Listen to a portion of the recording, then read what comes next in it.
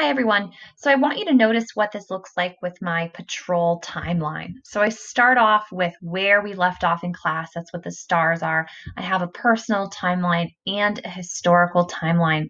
So first, the soldier is noticing the beauty in the jungle. He notices the rushing brown rivers, the sounds of the birds, the crunching of the insects under his feet. So that is where we left off right in class. So then what happened next, so I'm going to add to my personal timeline, is a firefight. He's terrified. He feels unhinged. And then he starts calling for bombs. So now, and that's where we really did leave off in class. So now that I have these two big events that happened in the story, where first he's noticing the beauty, then there's a firefight, I want to consider what happened before this. This is where I get to be creative. So if I think about realistically, what is the backstory here? I'm going to think about when he arrived in Vietnam and was overwhelmed by all the new sights and the smells and the people and the language, and he is scared. So now I have created a personal timeline for him, including some backstory.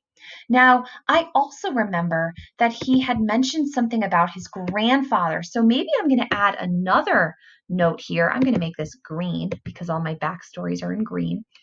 Maybe he had, and this is me using my imagination, maybe he said a tearful goodbye to his grandfather and his family. So again, I'm using my imagination to consider the backstory for the character.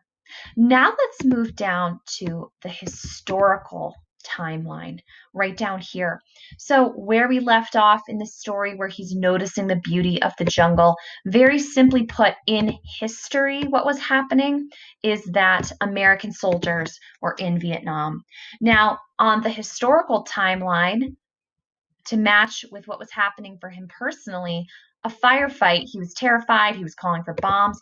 Something happening historically was that, and we talked about this in class a little bit, was that the US military was using bombs. And I may have mentioned to you that they used a chemical called Agent Orange oftentimes. So that is how I am matching my historical timeline with my personal timeline. Now, this is where you get to put on your research hat, because when we're reading historical fiction, we aren't just looking at the personal, we're looking at the historical. So to fill in the backstory, that means I may need to do some research. So knowing that American soldiers are in Vietnam, my question is, well, why and how? So then I would do some research, I would do some Googling, and I would learn that American soldiers were drafted into Vietnam. So this is what my personal and historical timeline would look like with Patrol.